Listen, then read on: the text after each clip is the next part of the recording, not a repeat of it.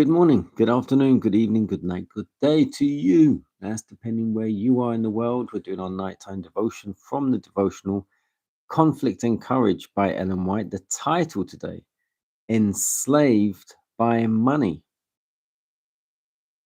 Matthew 26:14 and 15. Then one of the 12, called Judas Iscariot, went unto the chief priests and said unto them, What will ye give me? And I will deliver him unto you. And they covenanted with him for 30 pieces of silver.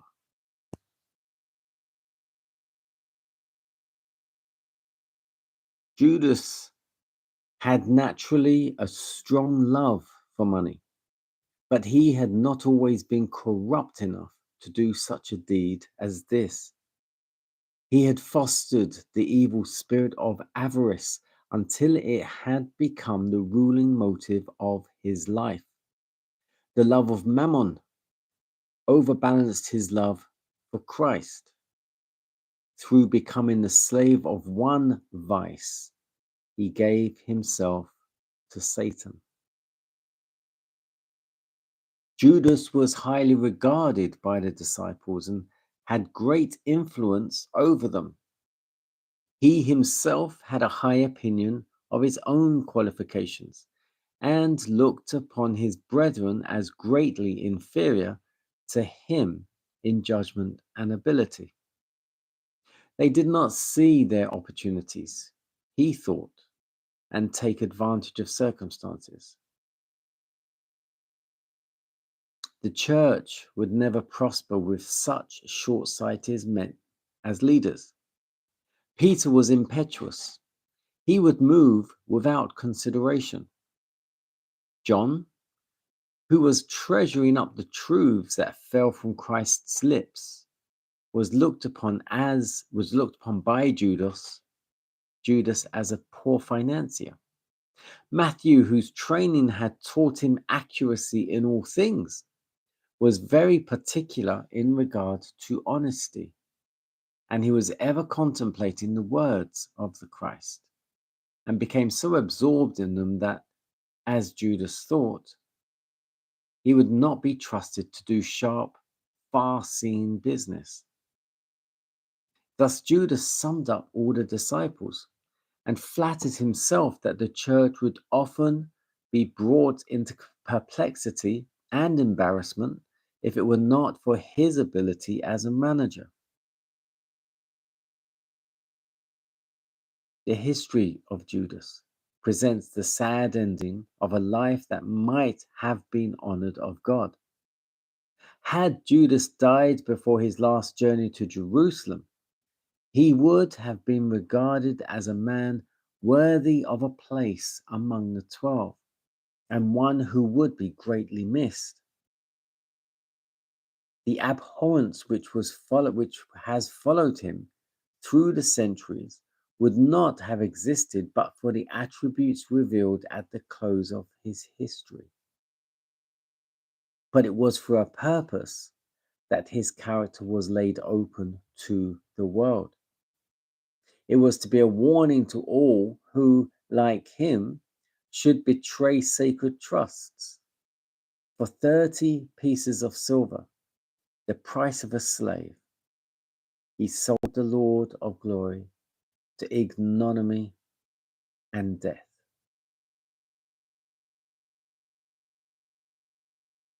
Enslaved by money. So this is focusing around Judas, who we all know sold Christ out to the high priest, as it says here, for 30 pieces of silver. He, in case you didn't know, he was the only one of the 12 that Jesus hadn't chosen. He included himself, whereas Jesus chose all the others. Come, follow me, come, follow me. But Judas included himself and was accepted. He was very learned.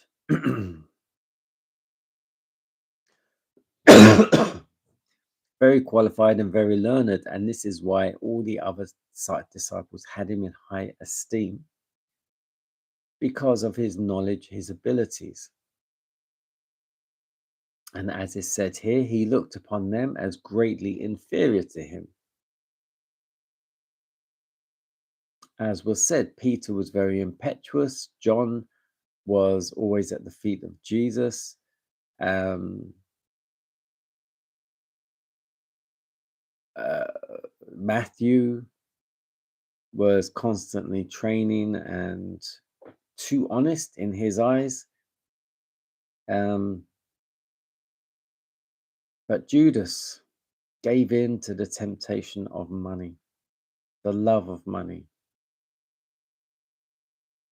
and ultimately sold Jesus out for 30 pieces of silver.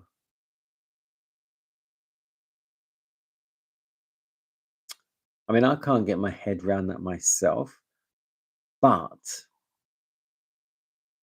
we have all the knowledge we have after the fact who Jesus actually was, whereas at the time, maybe they had their doubts. They didn't realize. We've read that all the disciples didn't actually realize who he really was until they received the Holy Spirit. But during the time Jesus was around, they saw him as a prophet. They saw him as the Son of God, but I don't think they actually understood what that meant. But that doesn't excuse Judas. Why he would do that? I don't think it was for the 30 pieces of silver, but I don't know. I don't know what was in his head at the time and what 30 pieces of silver was worth then.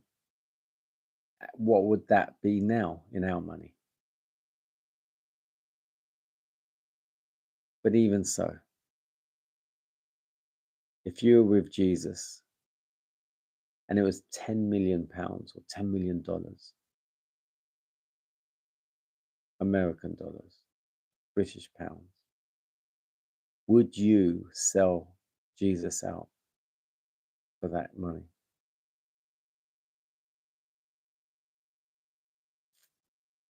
Well, I know I wouldn't for any money, but I wasn't there then, was I? What are your thoughts?